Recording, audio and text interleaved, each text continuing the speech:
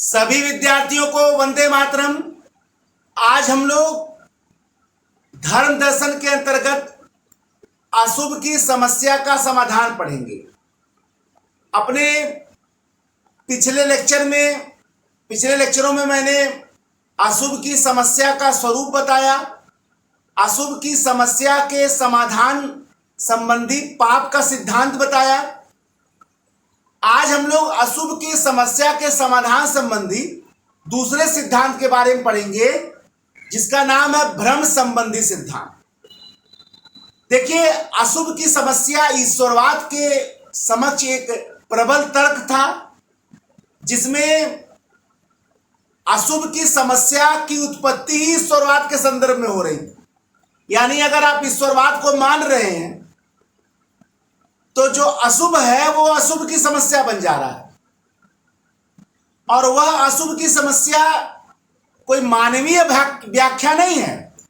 वह अशुभ की समस्या ईश्वरवाद और अशुभ के बीच पैदा हुआ विरोधाभास है कि दोनों में से एक ही रहेगा। अगर अशुभ है तो ईश्वर नहीं होगा, और अगर ईश्वर है तो अशुभ की उत्पत्ति नहीं होगी। दोनों को एक साथ मानेंगे तो कंट्राडिक्शन, विरोधाभास पैदा होगा, और इसी विरोधाभास को कहा गया अशुभ की समस्या, जिसके स्वरूप की व्याख्या मैंने कर दिया, उसके एक सिद्धांत की व्याख्या कर दिया।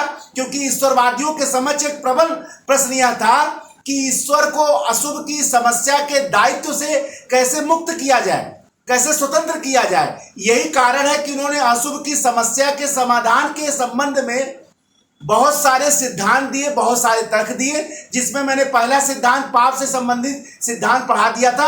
आज अशुभ की समस्या के समाधान के संबंध में हम दूसरा सिद्धांत पढ़ेंगे, भ्रम का सिद्धांत। कुछ ईश्वरवादी दार्शनिकों का यह मानना है कि संसार में जिसको हम अशुभ कहते हैं, वास्तव में उसका कोई अस्तित्व ही नहीं। यानी कुछ ईश्वरवादियों का यह मानना है कि संसार में जो अशुभ है, वास्तव में उसका अस्तित्व ही नहीं है, उसका कोई यथार्थ और वास्तविक अस्तित्व नहीं है। जिसे हम अशुभ मानते हैं, जिसे हम दुख मानते हैं, असल में वह हमारा भ्रम है। क्योंकि जो अशुभ है उसका कोई यथार्थ और वस्तुपरक अस्तित्व नहीं है, वह तो केवल हमारा भ्रम है। और जिसको हम अशुभ कह रहे हैं वह हमारे संकुचित दृष्टिकोण का परिणाम है।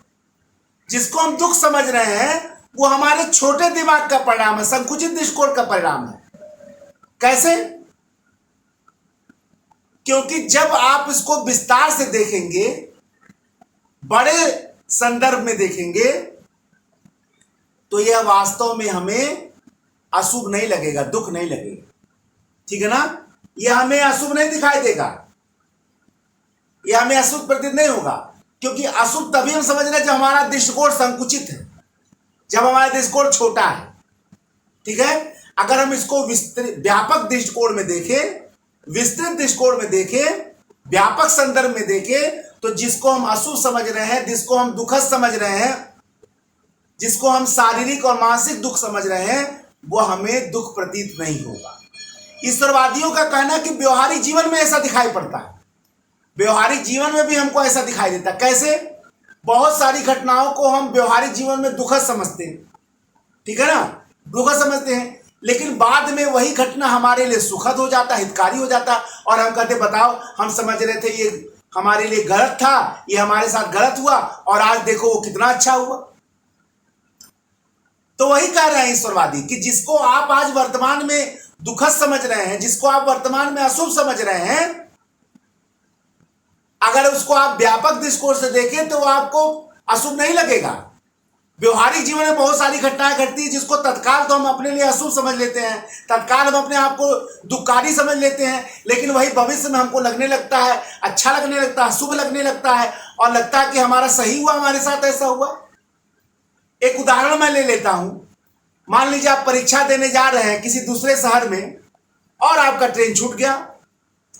अब आपने कोसना शुरू किया सबको कि बताओ मेरा गाड़ी छूट गया, परीक्षा छूट जाएगी, मैं सर्विस नहीं पाऊंगा, नौकरी नहीं मिलेगा, तत्काल तो आपको ऐसा ही लगा कि गाड़ी छूट जाना मतलब पूरा भूकंप आ गया आपके जीवन में। लेकिन जैसे ही आपको यह पता चला कि वह गाड़ी आगे जाकर एक्सीडेंट हो गया उसका और बहुत लोग मारे गए, आपको क्या लगेगा? वही घटना तुरंत आपके लिए शुभ हो जाएगा। घटना शुभ नहीं होगा मतलब आपके मन में तो ये आएगा ही आएगा ना। बताओ अगर हम गाड़ी बैठ जाते तब क्या होता? भले एग्जाम छूटा, हालांकि एक्सीडेंट तो शुभ हो ही नहीं सकता। मैं आपके दृष्टिकोण को बोल रहा हूं कि आप तुरंत ही सोचेंगे ना कि अच्छा हुआ हम नहीं बैठे, अच्छा हुआ हम नहीं बैठे।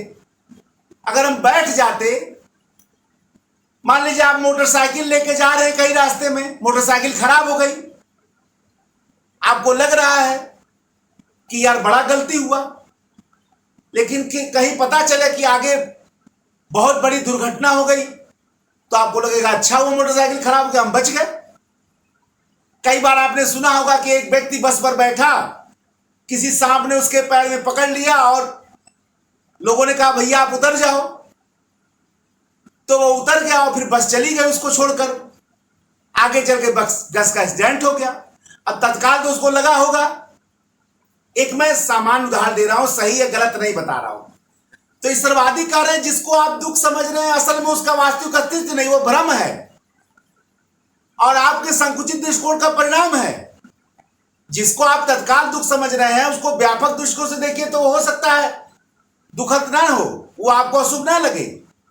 व्यावहारिक जीवन में ऐसी बहुत सारी घटनाएं होती है जिनको हम तत्काल अशुभ समझ लेते हैं, लेकिन बाद में हमको शुभ प्रतीत होने लगा, जैसा मैंने बहुत सारे एग्जाम्पल आपको बताया। इसके समर्थक बहुत सारे दार्शनिक हैं, जैसे लाइबनिज है, ब्रैडले है, वो इस सिद्धांत के समर्थक हैं जो मानते हैं कि वास्तव में अशुभ जो है वो एक प्रकार का भ्रम है, उसका कोई वास्तविक और यथार्थ अस्तित्व नहीं है, हमारे संकुचित दृष्टिकोण का परिणाम है। व्यापक दृष्टिकोण से देखेंगे तो हमें वो अशुभ नहीं लगेगा। अब इसकी सिद्धांत की आलोचना होने लगी। इस सिद्धांत की सबसे पहली आलोचना तो यही है कि यह सिद्धांत वास्तव में यह सिद्धांत जो है अशुभ की समस्या का समाधान नहीं कर रहा, बल्कि अशुभ की समस्या को ही नकार दे रहा है।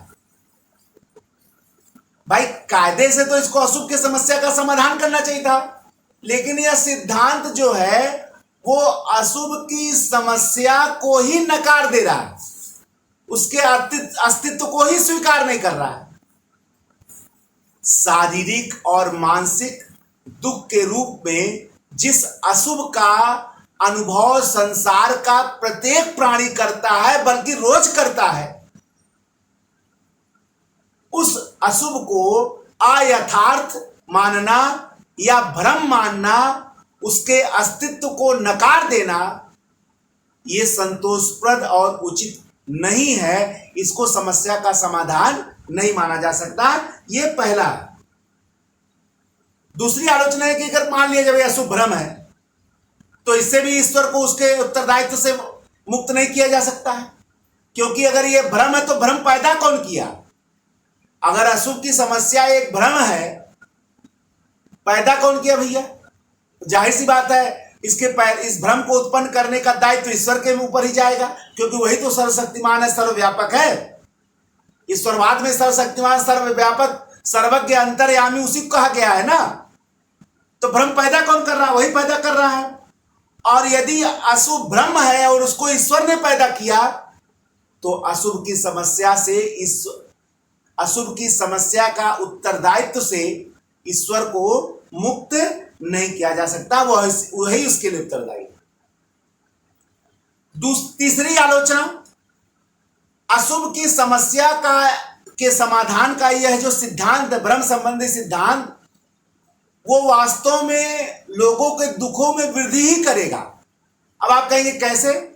जैसे कोई व्यक्ति अत्यधिक पीड़ा से, दर्द में करा रहा हो, मान लीजिए कहीं एक्सीडेंट हो गया, भयानक एक्सीडेंट हो गया और उसके शरीर के प्रत्येक अंग टूट गए और उसको भयानक दर्द हो रहा है और अत्यधिक पीड़ा से ग्रस्त उस व्यक्ति के सामने आप जाकर यह कहिए कि तुम्हारा यह दर्द, तुम्हारी यह पीड़ा मात्र एक भ्रम है, इसका यथार्थ और कोई वास्तविक अस्तित्व नहीं है, तो यह उसके प्रति घोर निर्दयता होगा, घोर निर्दयता होगा। और आपकी यह संवेदनहीनता और असंवेदनशीलता का प्रमाण है, असंवेदनशीलता का प्रमाण है। कम से कम यह तो माना जाएगा कि आप सामान्य प्राणी नहीं हैं, एक नॉर्मल प्राणी नहीं है, ठीक है ना। यह और बताइए, उससे उसके दुख में और बढ़ी होगा, उसके पीड़ा में और वृद्धि होगा कि बताओ हम इतने दुख में हैं और ये कह रहे हैं कि भ्रम है, ये यथार्थ है। तो यह सिद्धांत लोगों के दुख को समाप्त नहीं करेगा, बल्कि दुख को और बढ़ाएगा। यह इसकी तीसरी आलोचना है, निश्चय ही वृद्धि करेगा। यह सिद्धांत नैतिक अशुभ की व्याख्या नहीं कर पाता है। प्राकृतिक अशुभ का मान लो बात हो रहा है, नैतिक अशुभ तो स्वयं मनुष्य के दुराचरण से पैदा होता है। और मनुष्य के जो दुराचरण है, जैसे मान लीजिए कोलकाता में रेप कांड हुआ, इतना भयानक, एक डॉक्टर के साथ, ठीक, ये एक प्रकार का नैतिक अशुभ है, क्योंकि ये उस व्यक्ति के दुराचरण के परिणाम स्वरूप पैदा हुआ, भ्रष्टाचार के परिणाम स्वरूप पैदा हुआ। जो आरोपी है और उसके साथ बहुत लोग और भी मान लीजिए अगर हों तो वो भी उसके लिए आरोपी होंगे, अपराधी होंगे, तो उनके नैतिक अशुभ का ही तो परिणाम हुआ। इसको आप भ्रम कह देंगे क्या? तो भ्रम कहना तो बहुत बड़ा पाप हो गया। भ्रम कहना तो एक प्रकार से आपके अंदर मानवीय चरित्र को ही समाप्त कर दे रहा। आप मानव ही नहीं है, मानवता ही आपके अंदर समान है, इंसानियत ही आपके अंदर समाप्त है। तो नैतिक अशुभ की व्याख्या तो भ्रम से संबंधित सिद्धांत कर ही नहीं पा रहा है, क्योंकि नैतिक अशुभ मनुष्य के संकल्प स्वातंत्र से ही पैदा होता है। मनुष्य के अंदर जो संकल्प स्वातंत्र है, कुछ करने की स्वतंत्रता है, ये उसी के दुराचरण के परिणाम स्वरूप पैदा हो रहा है, ठीक है ना। इसके परिणाम स्वरूप अगर हम ये माने, लास्ट आलोचना है कि अगर हम यह माने कि अशुभ की समस्या मात्र एक भ्रम है,